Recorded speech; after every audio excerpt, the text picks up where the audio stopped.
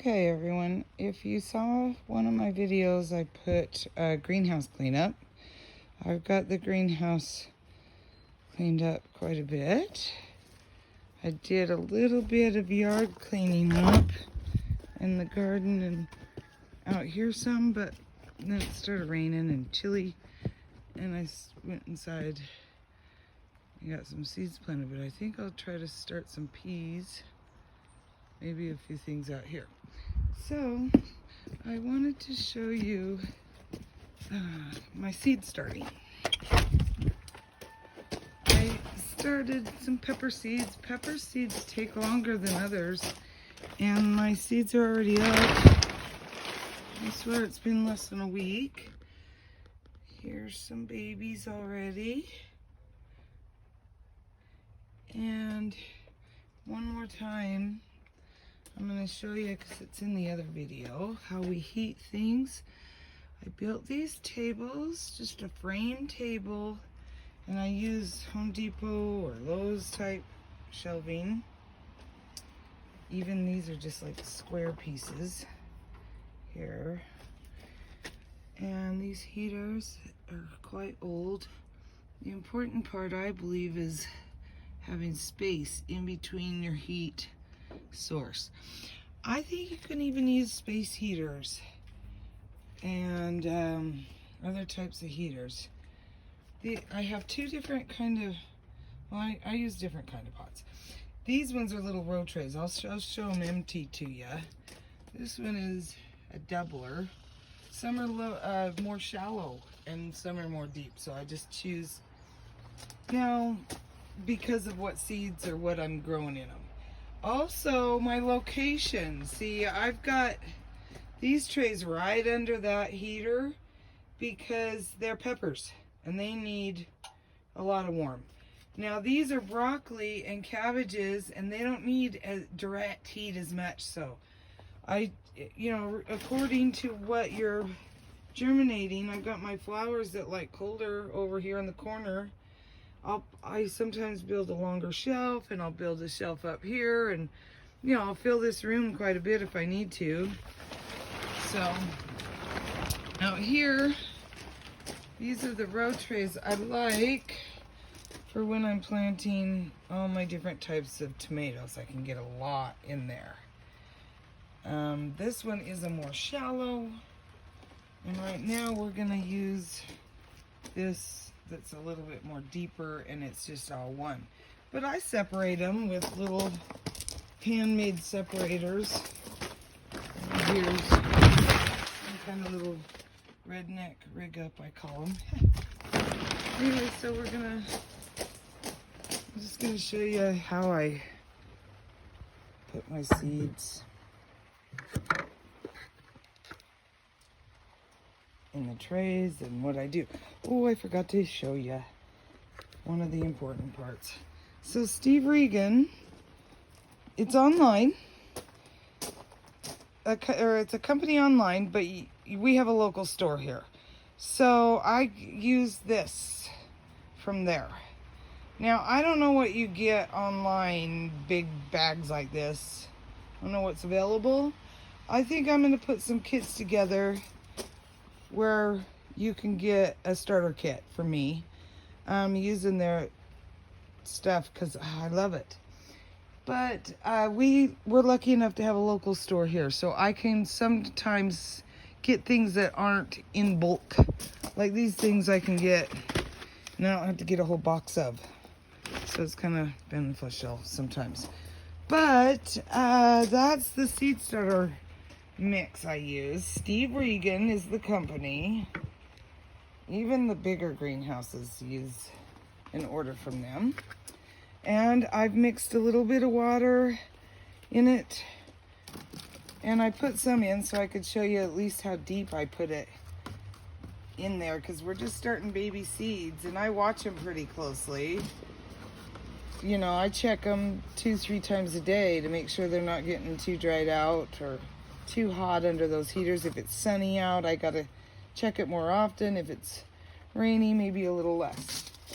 And then I've gotten seeds from our local place, but I also experiment too. I mean, I've got some in there where I bought bell pepper seeds, and then I saved some from a pepper I just got at the store, and I've got them growing right next to each other in the same soil in a tray just to compare.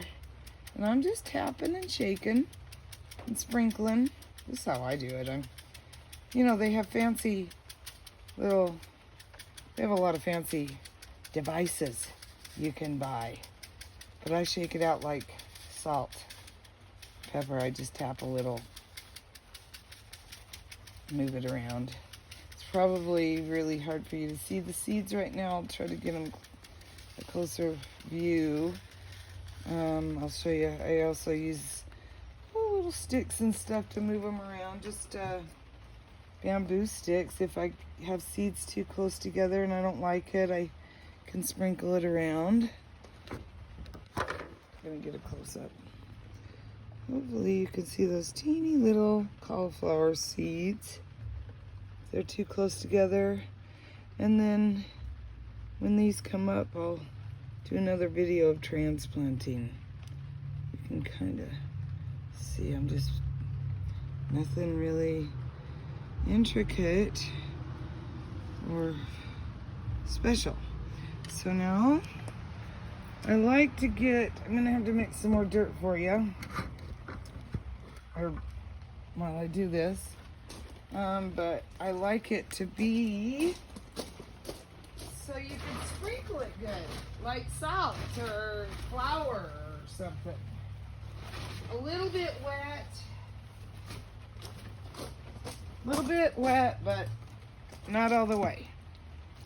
Of course, I could use some more water in here, but I think it'll be okay. I'm just mixing it around. And then, now, depending on how big your seed is what you need to worry about on your amount of dirt you're putting on top, or the layer, and however thick it is. These are just little seeds. I just sprinkle them on. I've never had too many problems. Now, if I'm doing cukes or squash or pumpkins or something like that, I don't transplant those. I just put the seeds right into the pot I'm gonna sell them out of or plant in my garden. But honestly, it's like sprinkling flowers, what it reminds me of, around. Covering them all up good. If you've got your soil wet enough, the first day or so, I don't water it. I like them to just sit a little bit wet. Everyone gardening has their little tips and tricks and secrets that they do. And that's the fun part about all of it, is coming up with your own little way of getting your seeds to sprout and your gardens to grow. So this is a good way of forgetting about other life stresses.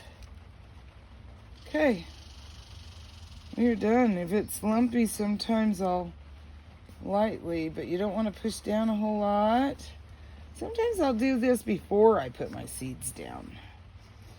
And sometimes I'll use a paint stick and, you know, smooth it right out. And then sprinkle your seeds. Like I said, you kind of come up with your own little way. And then labeling, I use blinds. I cut them up. And these tag markers you can get at Tractor Supply, and Regan's has them. And they're actually for marking tags for cattle and sheep and things like that. And the reason I like these so much is because they do not fade. This brand, I believe, I get from Tractor Supply. There's another brand that Regan has, and they're pricey, but they last 2-3 years. And you a personal garden, it's gonna last. I was hoping to find one of those others, but I can't. It'll last you quite a lot longer because I do hundreds and hundreds of tags. You know, fill the whole greenhouse. So, oh, yeah, that's the same kind. Maybe this is the kind I get from Regan too. I'm not sure, but I like them. Sharpies tend to fade. Sorry to say. Here's some others I've gotten. This gardener marker. It's not as good. I have to say, those livestock tagging markers is really what you're looking for. So, and then here's my blinds. I see how these are blinds I've just taken apart. Plastic works better because it's not so sharp. And then I've just cut them into pieces and made my labels. And then it, you know, right there. So, hopefully this will help.